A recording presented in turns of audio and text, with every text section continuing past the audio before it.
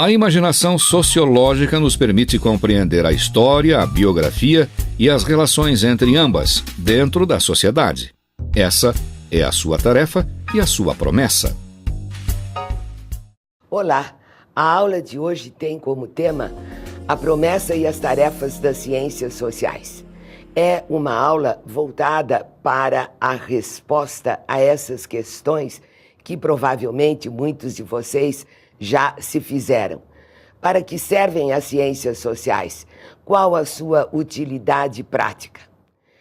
As respostas a essas questões serão dadas a partir da obra do célebre Wright Mills, um dos sociólogos mais importantes do século XX, falecido na década de 1960, e que, no livro A Imaginação Sociológica, respondeu a essas questões, obtendo o consenso da grande maioria dos cientistas sociais.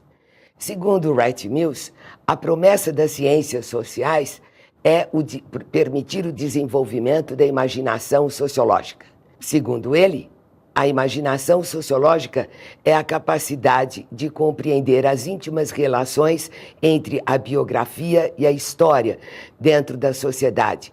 Isto é, a capacidade de compreensão de que o nosso destino não é totalmente traçado por nós, ele é esboçado pela estrutura da sociedade, pela estrutura da realidade social na qual vivemos.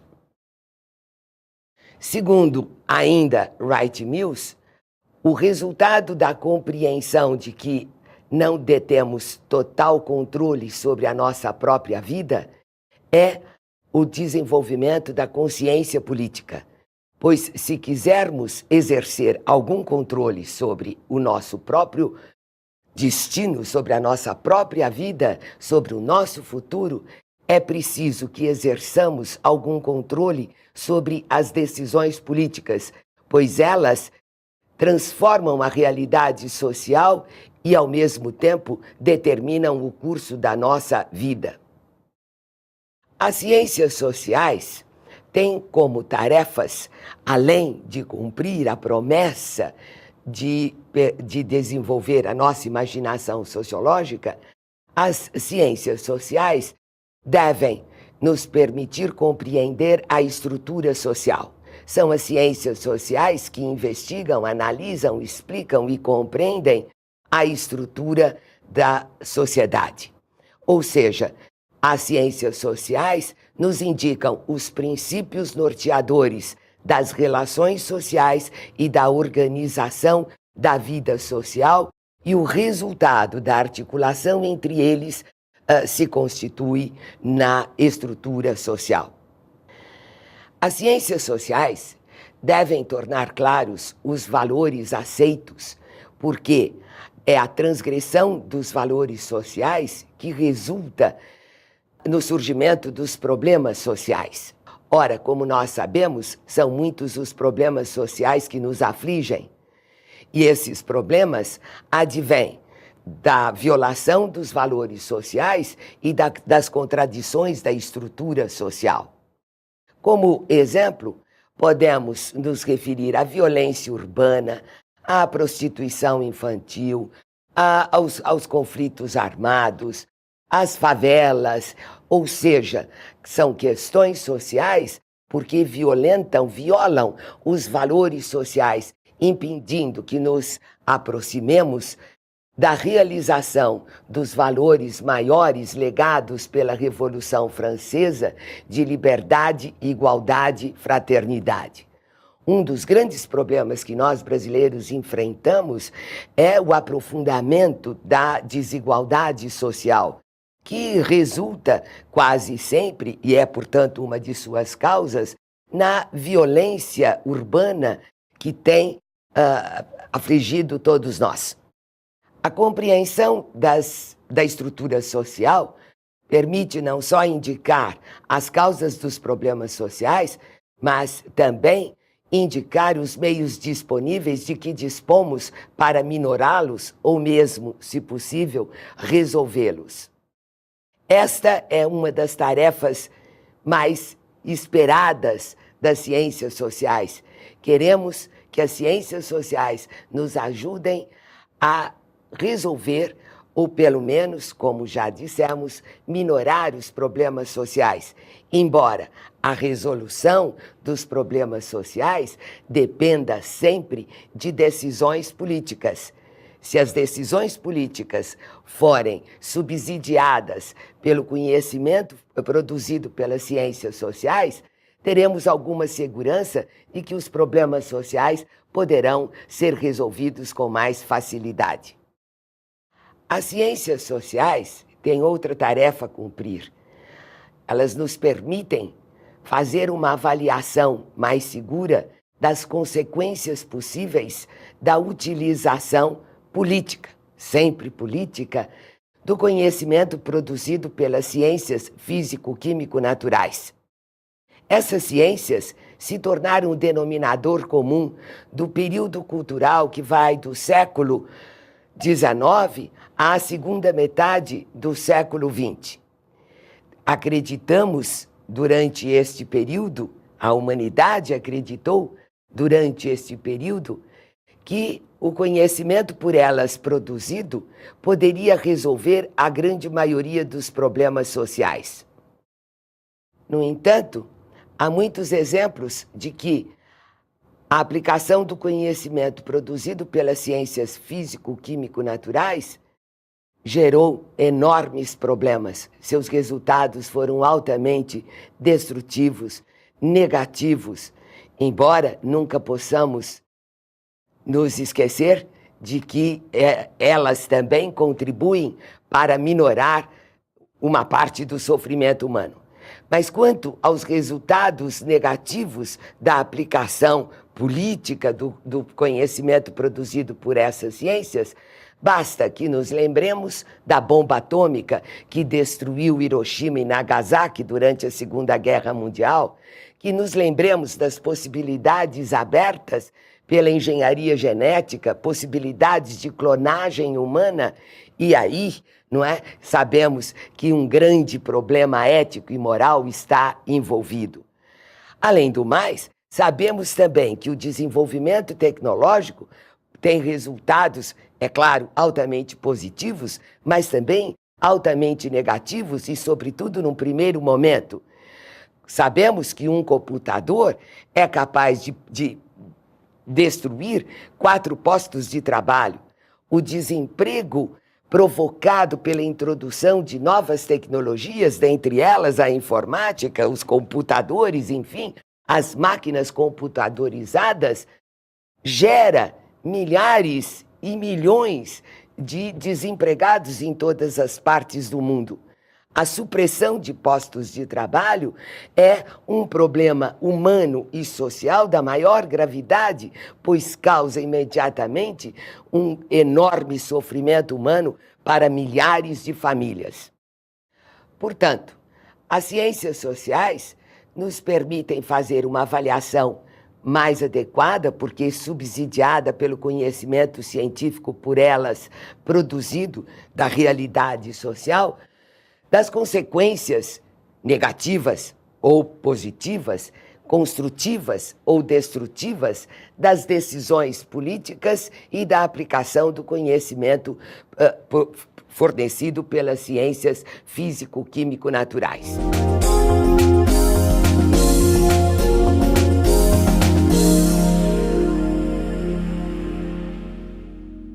A rigor, a gente só pode falar em ciências sociais a partir do momento em que a sociedade ela passa por um processo de ruptura com antigos padrões de comportamento, de valores, de crenças, né? É quando os indivíduos colocam a si mesmos, né, a tarefa de construir o seu próprio destino, é que é possível falar em termos de sociologia, de ciências sociais, etc. Ou seja, a sociedade, ela, na medida em que ela se repensa, na medida em que ela adquire condições de se refletir, né, é que há um contexto propício para o surgimento da sociologia. Quando que isso surge? Não há uma data muito precisa, né?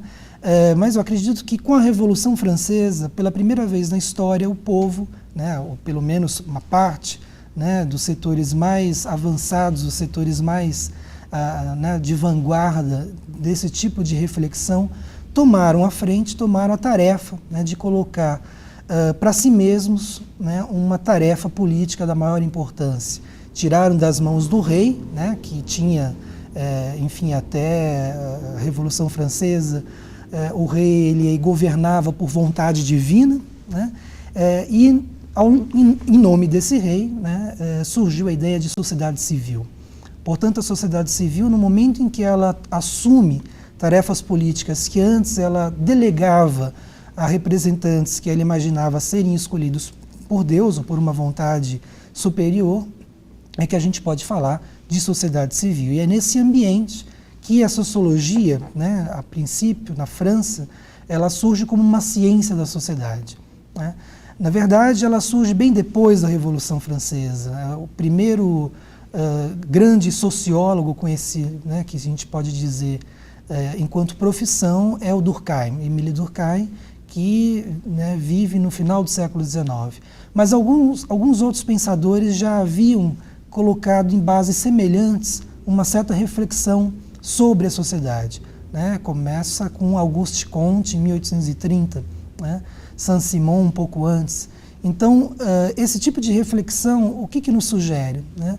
Nos sugere uma tentativa de refletir sobre os destinos da sociedade, refletir sobre as relações sociais, sobre as relações entre os indivíduos, e com base numa explicação que não tem mais a ver com processos que estão fora do alcance humano, né? Então a sociologia ela já, né, enfim, já incorpora essa ideia de autorreflexão, essa ideia enfim, de que o indivíduo é produto, né, da sociedade, mas ao mesmo tempo ele é um fator determinante, né, no desenvolvimento dessa mesma sociedade. Portanto, na medida em que o indivíduo coloca a si mesmo certas tarefas, que ele surge como tal, né? E, portanto, a ideia de indivíduo não pode estar desvencilhada da ideia de sociedade, né? Um e outro são irmãos siameses.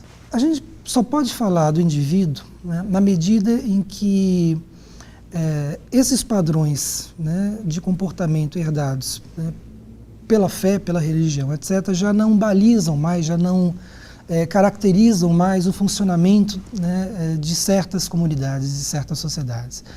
A rigor, o indivíduo surge com a sociedade, né? Não havia sentido em de se falar em indivíduo no momento em que, enfim, a providência falava mais alto, onde os indivíduos acreditavam muito mais num destino pré-traçado, né, do que nas ações desenvolvidas por eles mesmos. Portanto, o indivíduo surge justamente com essa sociedade moderna, né? É o que dá o tom para que as pessoas pensem em termos individuais. Até mesmo os comportamentos, os hábitos mais subjetivos nossos, as relações amorosas, hábitos de higiene, etc. Apesar da gente imaginar que haja uma essência individual em cada um, né, essa essência individual, na verdade, ela é compartilhada por milhões de outras pessoas. Portanto, o valor, né, do meu reconhecimento, né, depende muito do reconhecimento dos outros.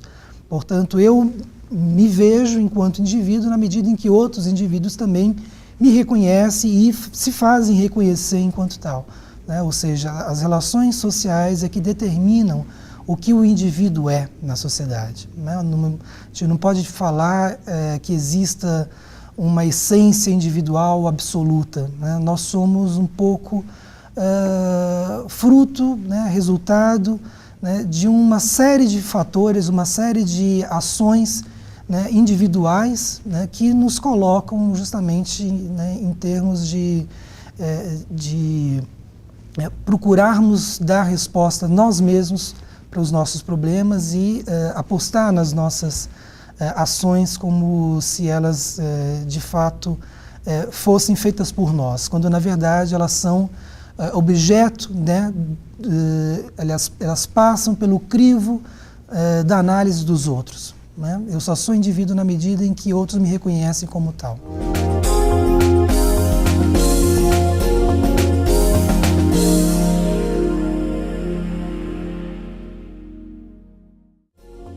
Queremos conhecer agora as condições históricas, isto é, as condições econômicas, políticas, sociais e culturais que permitiram o surgimento das ciências sociais como disciplinas científicas.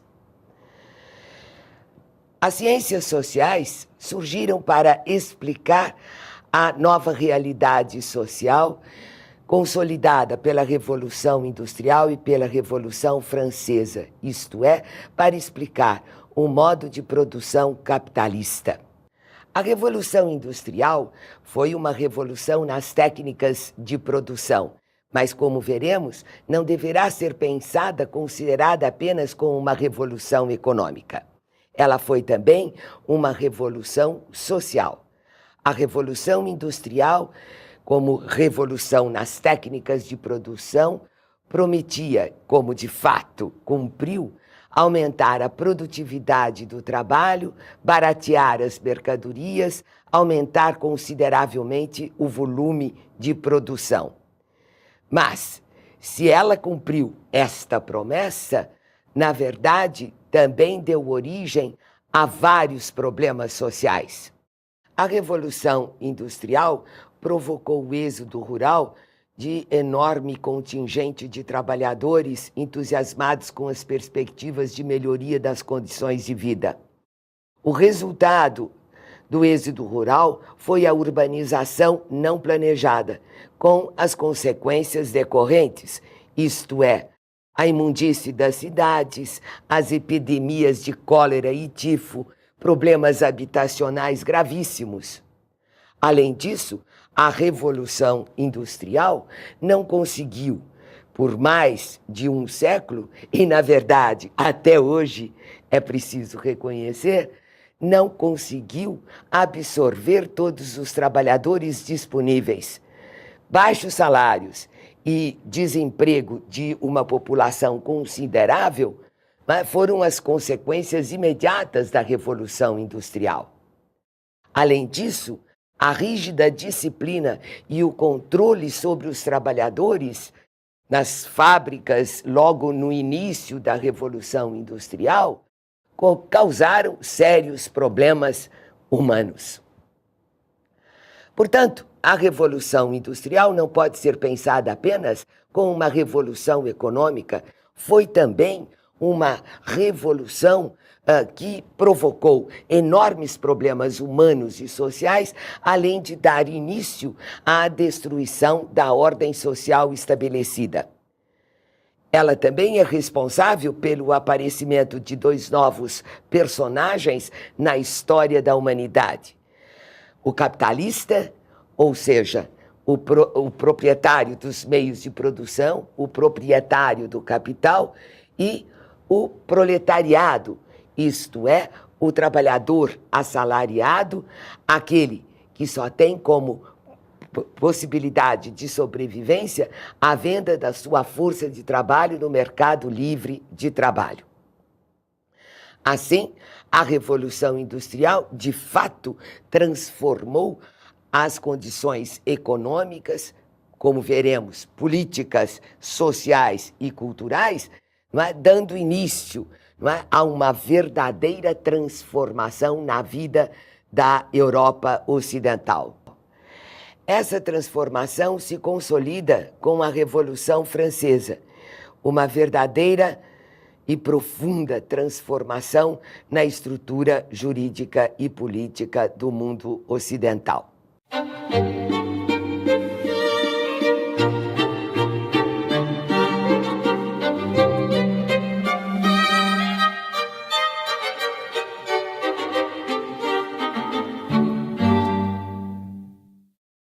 A Revolução Francesa foi o acontecimento de maior repercussão no Ocidente por ter destruído o regime absolutista e a supremacia de uma aristocracia decadente, o que permitiu a consolidação de um novo regime de produção e um novo modo de organização da vida econômica, política, social, além de ter se tornado responsável pela consolidação da revolução cultural iniciada com o racionalismo de 2 séculos antes. A Revolução Francesa foi obra da burguesia, isto é, dos proprietários do capital, absolutamente indignados com os privilégios da nobreza e com os altos impostos a que se submetiam e que, evidentemente, lhe restringiam as atividades econômicas, diminuindo os seus lucros.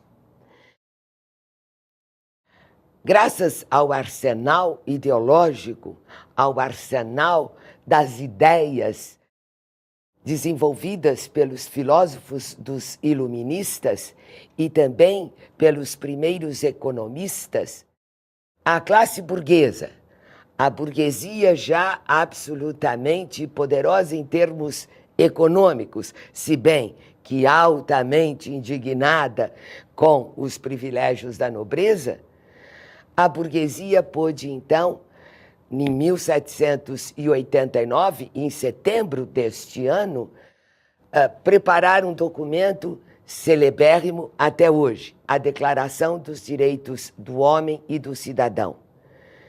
Por este documento, todos nós, no Ocidente, conquistamos a igualdade de direitos. Todos os homens foram declarados livres e iguais perante a lei. Primeiro passo para a consolidação, a constituição e consolidação da economia de mercado, uma das características fundamentais da nova sociedade, a sociedade capitalista. A Revolução Francesa, portanto, permitiu a consolidação das instituições políticas, jurídicas e econômicas que, por sua vez, são necessárias para o surgimento e para a consolidação do Estado moderno. O Estado moderno se assenta na teoria política liberal, na teoria da democracia política desenvolvida pelos grandes filósofos franceses e ingleses do século XVIII. Tais como Voltaire, Montesquieu, mas sobretudo Rousseau, Locke, são autores que desenvolveram a teoria política na qual se fundamenta o Estado moderno até hoje. A Revolução Industrial e a Revolução Francesa devem ser compreendidas como 2 momentos de um longo processo de transformação na vida cultural do mundo ocidental, especificamente da Europa. O processo chamado de racionalismo. O racionalismo tem origem com a denominada Revolução Copernicana, que além de Copérnico, tem na obra de Galileu e Kepler os seus grandes representantes. As ideias de Kepler, Copérnico e Galileu são as primeiras e mais contundentes críticas, contestações à autoridade da Igreja Católica Apostólica Romana como fonte única de conhecimento da realidade, conhecimento até então considerado sagrado, absoluto, inviolável, incontestável. Além de se tornarem as primeiras e mais contundentes críticas ao conhecimento estabelecido, as ideias de Kepler, Copérnico, Galileu acabaram por convencer o homem de que, por ser dotado de razão e de sentidos, seria capaz de desvendar os mistérios da criação para exercer um certo controle técnico sobre o mundo. René Descartes, no século XVI, tornou-se o maior expoente do racionalismo. No discurso do método, Descartes considera e nos faz compreender que a razão é uma fonte segura de conhecimento. E a obra de Descartes permitiu o início da crítica racional à ordem estabelecida, às verdades estabelecidas, emancipando o pensamento das verdades religiosas, das tradições, da visão sobrenatural do universo, enfim, da realidade como um todo. A partir de Descartes, a partir do método racionalista de Descartes, tem início a crítica racional às verdades estabelecidas que sustentavam a ordem social medieval. E, sobretudo, a partir do método racionalista, desenvolve-se a filosofia iluminista que, de certa maneira, foi também responsável pela Revolução Francesa, porque se tornou o arsenal ideológico da classe burguesa que desfechou a Revolução Francesa. Muito bem, a partir também do método racionalista de Descartes, passamos a acreditar que as ciências físico-químico-naturais poderiam se tornar um exemplo para se dar início à análise científica da vida social. Foi a partir desta compreensão que surgiram as ciências sociais. É claro que também graças à enorme, à fantástica obra de Francis Bacon, que desenvolveu o método empirista, afirmando com todas as letras que não só a razão é fonte de conhecimento, como também os nossos sentidos. E, evidentemente, a partir da conjugação do método racionalista de Descartes e do método empirista de Francis Bacon, nasceu a concepção moderna de ciência. Ora, a partir do surgimento da sociedade industrial capitalista, as ciências sociais encontraram um terreno cultural já consolidado para o seu desenvolvimento. Os homens passaram a acreditar na sua capacidade não só de explicar o universo, mas na sua capacidade de explicar também a realidade social que é, antes de mais nada, obra sua. A história da humanidade deve ser compreendida como produção humana, processo de produção das condições materiais de existência e processo de produção da consciência. Ora, o resultado deste processo é a produção da própria vida social. Se somos produtores da vida social e não apenas seus produtos, seremos também, acreditam as ciências sociais, capazes, não é, de explicar e de transformar a realidade social existente. São muitas as ciências sociais: a economia política, a ciência política, a antropologia, a história, a psicologia social e, sobretudo, a sociologia. A economia política é a ciência das ações humanas, das ações sociais, voltadas para a produção, circulação, distribuição e consumo de bens e serviços. A ciência política analisa as instituições que regulamentam a distribuição do poder, as formas do governo, a administração do Estado, a luta pelo poder, o comportamento político-partidário, o comportamento eleitoral, a opinião pública sobre a vida política e etc. A história é a ciência que investiga, analisa, explica, procura interpretar o processo de produção da vida. Ou seja, o processo de produção das condições materiais de vida e o processo de produção da consciência, procurando demonstrar quais aqueles acontecimentos que intervieram neste processo e transformaram a realidade social. A psicologia social analisa as relações recíprocas entre personalidade e estrutura social, demonstrando como a personalidade é influenciada pelo ambiente social e como, em determinados contextos grupais, a personalidade influencia o comportamento coletivo. A sociologia É a ciência que investiga, analisa, explica, compreende, interpreta a estrutura social, levando em consideração todos os aspectos que a constituem: o econômico, o político, o social, o cultural. É a ciência do comportamento social, ou seja, das relações sociais, orientadas pelas instituições sociais, ou seja, pelos padrões de comportamento que expressam valores, crenças, ideias, sentimentos compartilhados pelo maior número de pessoas. Assim, a sociologia não investiga, não analisa, não explica apenas um aspecto da vida cultural, mas ela leva em consideração todas as dimensões sociais e investiga e explica, analisando a estrutura social como um todo.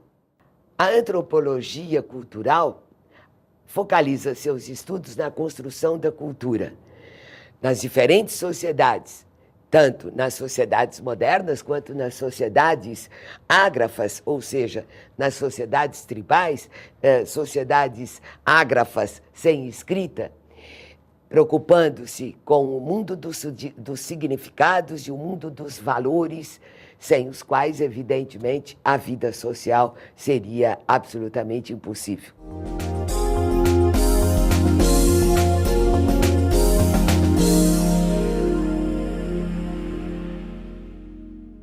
O tema da aula de hoje poderá ser aprofundado se você se dedicar à leitura de pelo menos 2 textos. Um deles é do celebérrimo Wright Mills, e o livro A Imaginação Sociológica, uma publicação da Zahari Editores. Eu recomendo vivamente pelo menos 3 capítulos deste livro. O capítulo 1, cujo título é A Promessa, o capítulo 9, cujo título é Da Razão e Liberdade, e o capítulo 10º, Da Política. O segundo texto que eu recomendo é o texto do professor Anthony Giddens, no livro Sociologia, uma publicação da editora Artmed. Recomendo vivamente a leitura da primeira parte deste livro. Na verdade, também recomendo o livro inteiro.